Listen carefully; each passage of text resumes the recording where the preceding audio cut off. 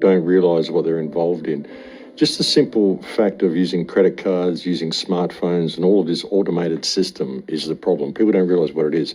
This system we're being led into is the New World Order in itself. The 5G smart grid is the New World Order, the Internet of Things. It's the New World Order. People don't really understand how that works, but what it's about is monitoring every single aspect of your life. The smart grid is being presented to people as this thing that's going to be highly beneficial to us. You know, you'll only be using the electricity that you use, you'll only be paying for that, all this sort of stuff. So it's been presented as a really positive thing. But what it will do, it will put a dollar value on absolutely every aspect of your life. So that every time you turn on a tap, credit goes. Every time you turn on a light, every time you watch your TV, every time you boil your jug, every time you do anything, there's a dollar value attached to it. There's an interesting TV show that came out a couple of years ago called Black Mirror, and they had one episode of that where everybody, the only job they had was running on a treadmill or spinning a bike and just to accumulate credits, and they had to pay for every single action that they performed. And that's what the smart grid is. That's what we're being led into. And it's all about digital currency and control of everything.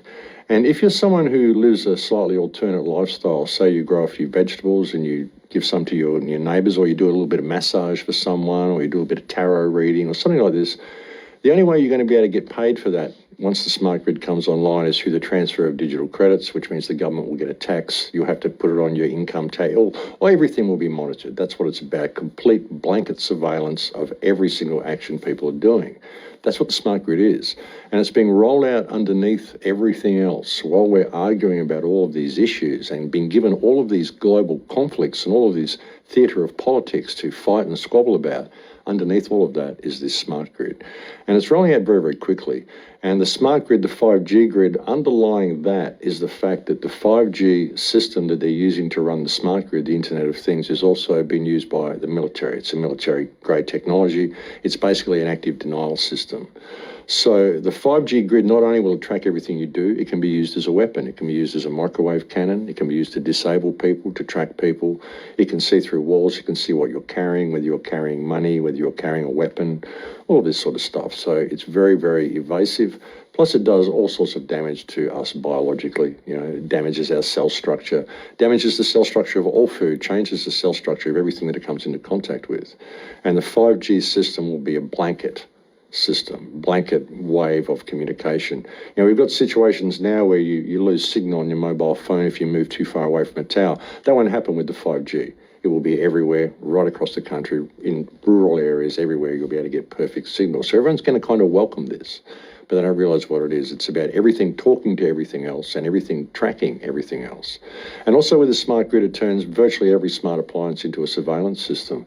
There's been a new law passed in Australia where police have just been given the permission to tune into smart devices and listen to what's going on in people's homes. They can tune into your refrigerator. A lot of people don't realise your smart fridge has a microphone. They can tune in and listen to the conversations you're having in your kitchen. So anybody who's targeted for any reason at all, if they've got suspicions about anybody, they can just tune in, listen to their devices, their mobile phones, their refrigerators, their televisions, turn their cameras on, watch them through the television, all the stuff that they're doing. This is what the smart grid is. And this is being rolled out underneath everything. And we've got so many people distracted on so many issues trying to address the government corruption and all of this stuff. They're not realising that this is all rolling out. And in another 3 or 4 to 5 years, they're just going to wake up and go, what happened? How did I suddenly find myself in this digital prison?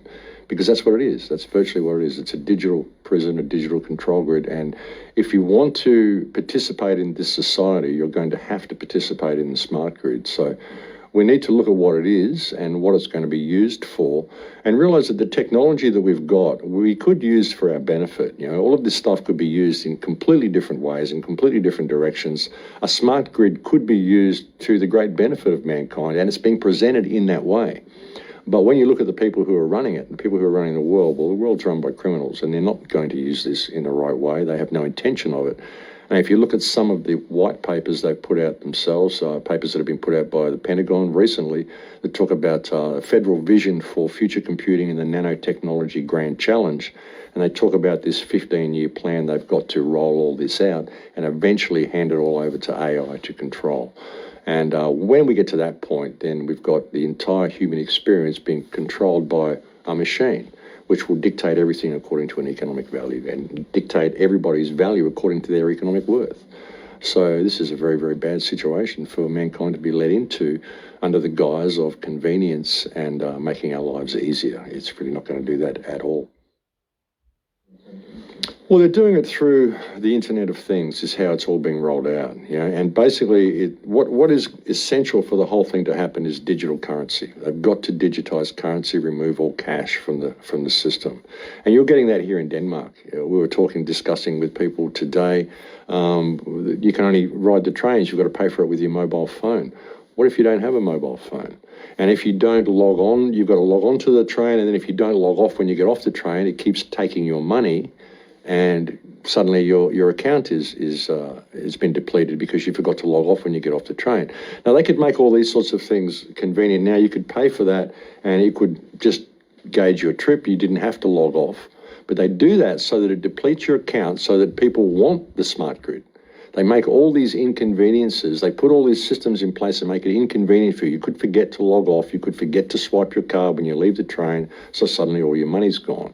So they put these situations in place to make people want this grid to come online. Recently, when I came to check into the United States, I got to the passport counter. 16 counters there, 2 of them were open. 4 aeroplanes arrived, 1,200 people waiting to get through. 2 passport counters. Took us 2.5 hours to get our passports stamped, because that way you want the retinal scanners, you want the smart grid. It's much more convenient. So they make it inconvenient for you all across the world. And people don't notice it. They just think it's hard to do things, and they want it. They welcome it. And meanwhile, they're focused on all these battles and all these theatres of politics and all this stuff that they think is the problem, because they think they can address it. They think we can vote people in, vote people out, whatever, put a new figurehead up there that will do the right thing for us.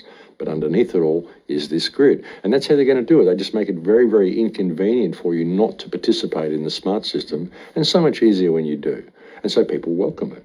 And that's the way it's going. A lot of people are going to welcome this smart system. A lot of people are going to welcome instant communication. They're going to see it as a way to free the world.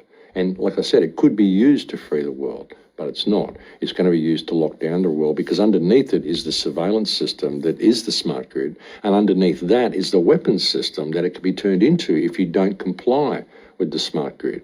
And it gets to the point where if you do decide not to comply, you become a dissident, they can simply switch you off, switch your chip off.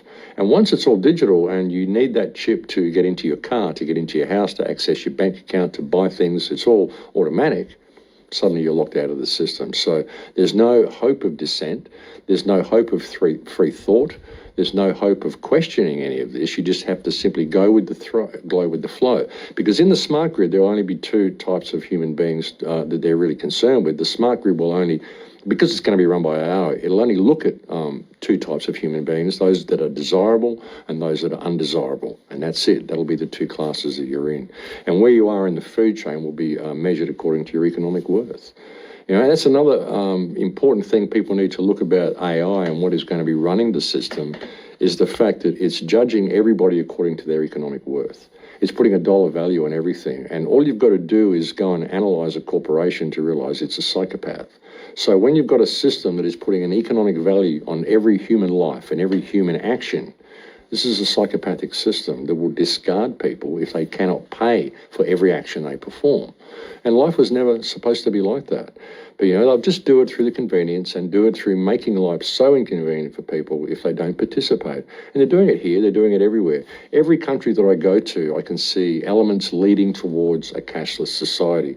And it's being done under the guise of convenience, but that is the catalyst that's going to hold it all together. This is why I encourage people to use cash all the time. I don't shop with credit cards, and I don't own a smartphone.